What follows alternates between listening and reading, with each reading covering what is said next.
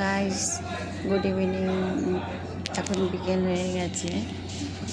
তো আমি আমার পুরো ফ্যামিলির সঙ্গে এসেছি হায়াত রেস্টুরেন্টে ডিনার খাবার খেতে।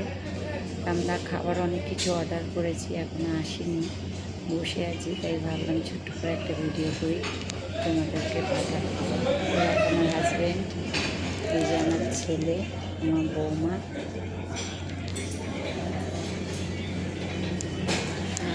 রেস্টুরেন্টের ভিউটা তোমাদের দেখাচ্ছি।